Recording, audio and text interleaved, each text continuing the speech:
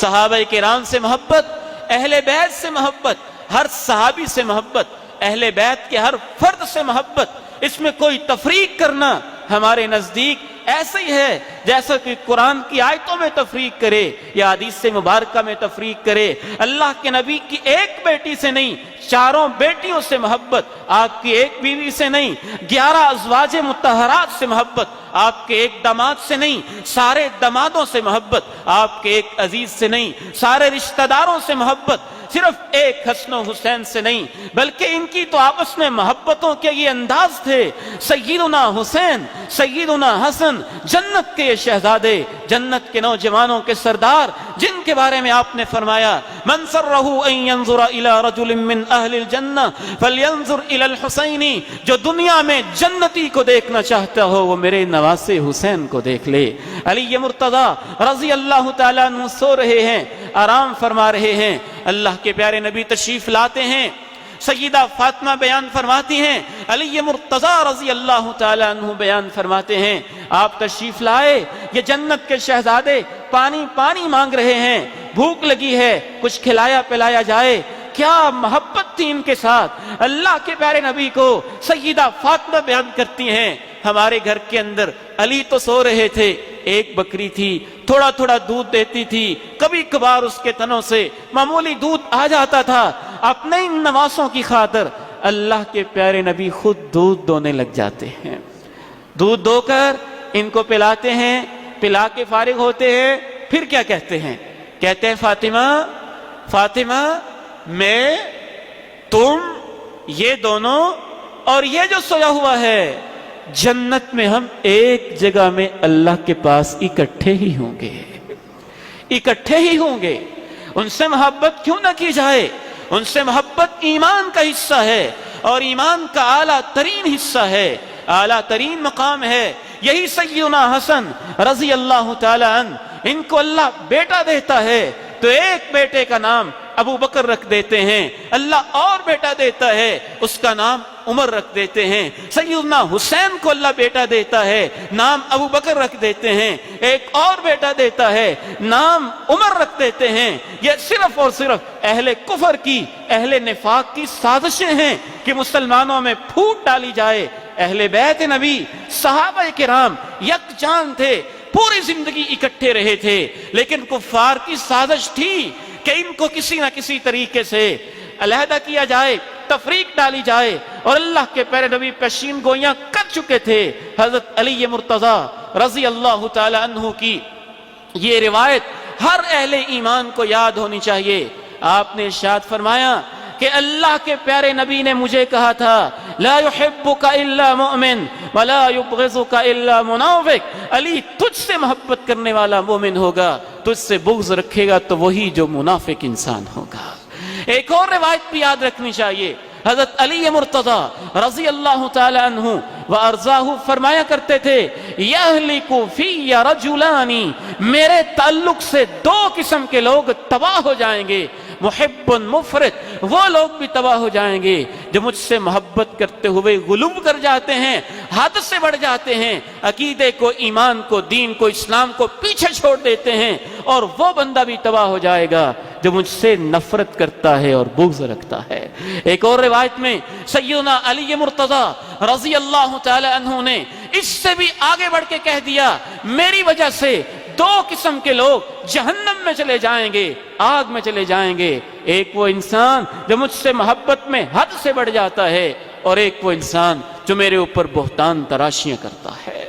اور اسلامی تاریخ نے دونوں طرح کے لوگ دیکھے، وہ لوگ جو علی مرتضیٰ رضی اللہ تعالیٰ عنہ سے بغض کرنے والے تھے، ان کو خوارج کہا جاتا ہے، ان کو تکفیری کہا جاتا ہے، ہر مسلمان پہ کفر کے فتوے چلانے والے، سختیاں، شدت پسند قسم کے لوگ، اور ان کو دوسری اصطلاح کے اندر ناصبی کہا جاتا ہے، اہل بیت نبی سے بغض رکھنے والے۔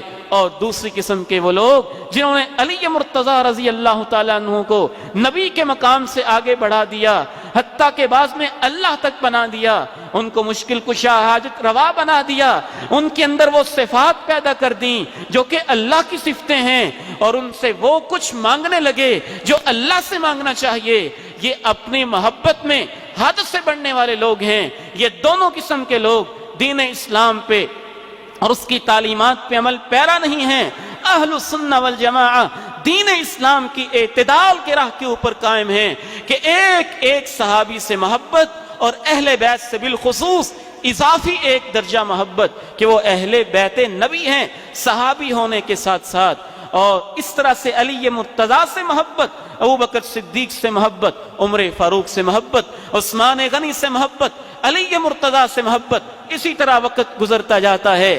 آخری بات کر کے میں آپ سے اجازت چاہتا ہوں، حتیٰ کہ کفار کی یہ سازشیں ایک دن کامیاب ہو جاتی ہیں۔ منافقین کی، اہل کفر کی سازشیں جو شروع ہی سے چاہتے تھے کسی نہ کسی طرح سے اسلام کو کمزور کیا جائے، عمر فاروق رضی اللہ تعالیٰ عنہ کو شہید کر دیا گیا، عثمان غنی رضی اللہ تعالیٰ عنہ کو شہید کر دیا گیا، علی مرتضیٰ رضی اللہ تعالیٰ عنہ کو شہید کر دیا گیا۔ انہی سازشوں کا تسلسل تھا، لیکن اب اس نے رنگ بدل لیا تھا۔ کوفہ کے اندر کچھ لوگ جمع ہو کے سیدنا حسین رضی اللہ تعالی عنہ کو دعوت نامے لکھتے ہیں، خطوط لکھتے ہیں، خطوط کی بھرمار ہو جاتی ہے۔ آپ وہاں تشریف لے جاتے ہیں اور وہ غم و الم کی کہانی وہاں پہ رونما ہو جاتی ہے، جس کی خبر بھی اللہ کے پیارے نبی کو جبریل امین آ کے دے چکے تھے۔ آپ علیہ الصلوۃ والسلام کے ایک عزیز کزن جناب ابن عباس کہتے ہیں، میں سویا ہوا تھا خواب کے اندر، موجم کبیر طبرانی کی حدیث مبارک ہے، خواب میں میں دیکھتا ہوں اللہ کے پیارے نبی کے بال بکھرے ہوئے ہیں، آپ کے ہاتھ میں شیشی ہے اور اس کے اندر خون جمع کر رہے ہیں۔ میں پوچھتا ہوں اللہ کے پیارے نبی یہ کیا ماجرا ہے؟ آپ فرماتے ہیں یہ حسین اور اس کے ساتھیوں کا خون ہے، یہ حسین اور اس کے ساتھیوں کا خون ہے۔ سیدنا علی مرتضیٰ رضی اللہ تعالی عنہ بھی نینوا کے مقام پہ اپنے غلام اور اپنے خادم نجی رضی اللہ تعالی عنہ ان کے ساتھ اپنے خادم کے ساتھ جا رہے ہیں اور کہتے ہیں یہاں فرات کے کنارے میں اللہ کے پیارے نبی کے ساتھ جا رہا تھا، آپ یکدم آنکھوں میں آنسو آ جاتے ہیں، آنسو بہا رہے ہیں۔ میں آپ سے پوچھتا ہوں آپ کی آنکھوں میں آنسو کس لیے جاری ہیں؟ آپ مجھے فرماتے ہیں جبریل نے مجھے آ کے بتایا ہے فرات کے کنارے حسین کو شہید کر دیا جائے گا۔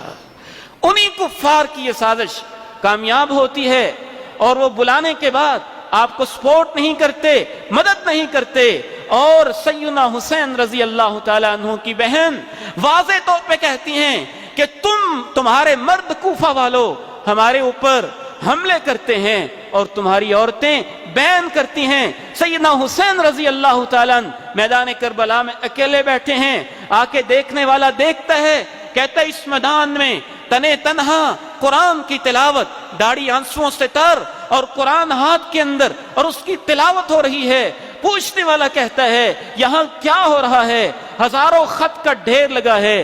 سیدنا حسین رضی اللہ عنہ ان کی طرف اشارہ کر کے کہتے ہیں یہ جنہوں نے خط بھیجے ہیں ما اراہم الا قاتلی، مجھے لگتا ہے کہ یہ مجھے مروائیں گے، یہ مجھے شہید کروائیں گے، یہ میرے خلاف سازشیں کریں گے۔ صحیح بخاری سے پتہ چلتا ہے قتل کس نے کیا اور اس عظیم سانحے کے پیچھے ہاتھ کس کا تھا؟ وہ کوفہ والے لوگ جو اوپر سے محبت کا اظہار کرتے اندر سے مسلمانوں کے خلاف تھے۔ ابن عمر رضی اللہ تعالی عنہ سے ایک آدمی آ کے مسئلہ پوچھتا ہے حالت احرام کے اندر کیا مچھر کو مارا جا سکتا ہے؟ حاجی کے لیے جائز ہے؟ جناب ابن عمر کہتے ہیں تم کوفے سے آئے ہو، تمہیں شرم نہیں آتی؟ تم نے تو اللہ کے پیارے نبی کے نواسے کو شہید کر دیا اور مجھ سے مچھر مارنے کے بارے میں سوال کرتے ہو۔ اللہ رب العزت سے دعا ہے ان سازشی عناصر سے امت کو اللہ تعالیٰ محفوظ فرمائے۔